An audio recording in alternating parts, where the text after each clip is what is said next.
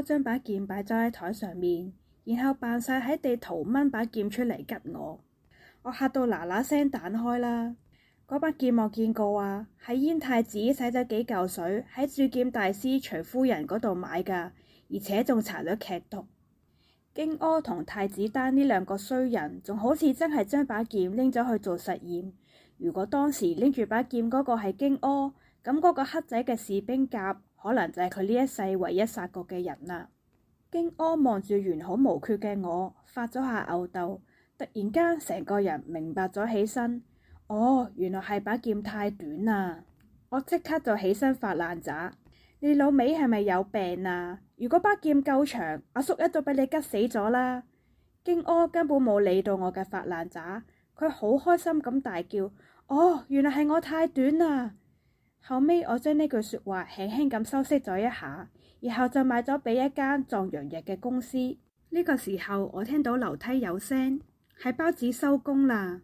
我嗱嗱聲掉套衫去荊軻度，然後同佢講：喂，老友，換住衫先，細佬一陣先返嚟同你傾長短嘅問題。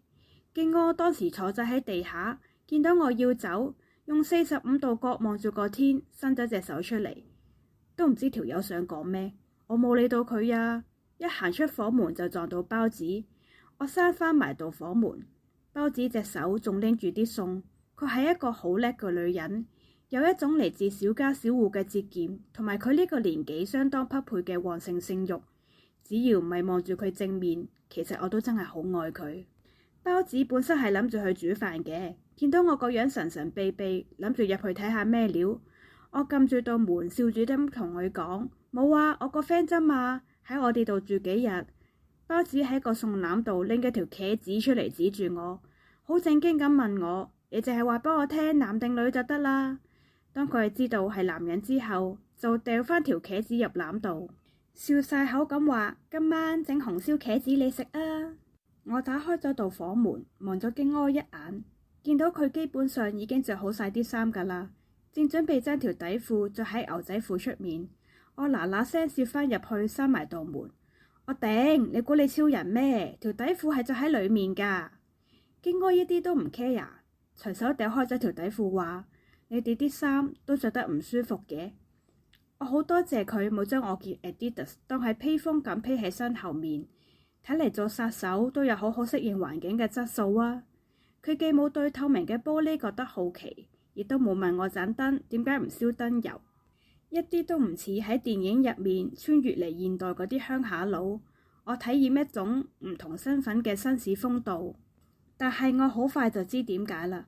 佢又拎返起把匕首問我，但係如果再長啲就帶唔到入去噶咯喎，咁點算啊？睇嚟佢之所以要留喺呢個塵世度1年，主要係想規劃出一個完美嘅刺殺計劃。我唯有好聲好氣咁答佢啦。咁你當時帶嗰幅地圖有幾大啊？佢一隻手拎住把匕首，另一隻手就喺匕首前面指下指下，大概咁大啦。咁點解你唔將個比例尺放大啲呀？如果你將個比例尺放大到1:1000，咁你咪可以喺個地圖度收埋把長劍入去咯。如果個比例係1:100，你帶埋把方天畫戟入去都仲得啦。雖然荊軻冇聽晒我講咩，但係我諗佢大致都明。佢大力咁拍一拍自己個頭，係喎，我真係蠢。然後佢對住我怪晒地咁話：你真係聰明啊！不愧係神仙啊！等荊軻解決咗自己問題之後，佢就開始對呢個世界有疑問啦。佢指一指個玻璃，係咩嚟㗎？又問點解盞燈冇燈油嘅？Oh my god！我真係冇嘢好講。到咗食飯嘅時候，我叫埋荊軻一齊嚟。既然仲有成年時間，偷偷摸摸都唔係辦法，不如俾佢早啲見光啦。包子佢好熱情咁招待荊軻，佢係一個可以同我所有豬朋狗友都打成一片嘅人。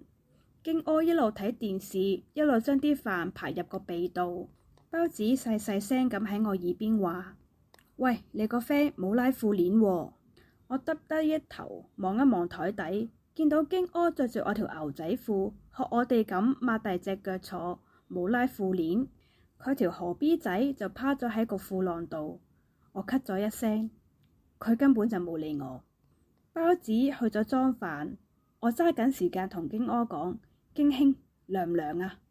佢冇聽到我講咩啊，指住部電視問：入面啲人係咪你養㗎？我唯有企起身，指一指自己個褲浪話：我哋呢度嘅習俗係唔可以露呢樣嘢出嚟㗎。我諗住佢會尷尬啦，但係我真係太天真。佢隨手塞返條嘢入去之後，又指住個電視問：你平時俾啲咩佢哋食㗎？我真係冇佢咁好氣，唯有自己伸手幫佢拉啦。拉到一半，包子就行咗出嚟啦。喺嗰一晚，我用實際嘅行動證明自己唔係一個基佬。喺嗰個昏暗嘅燈光之下，包子好似個水泵咁將我抽乾。用返包子嘅說話講，就算我有心都冇力。咁佢日頭返工嗰陣就唔使擔心啦。我哋一路搞下搞下，搞到天蒙光，先執埋嘢恰咗一陣。京柯佢扯咗成晚鼻鼾。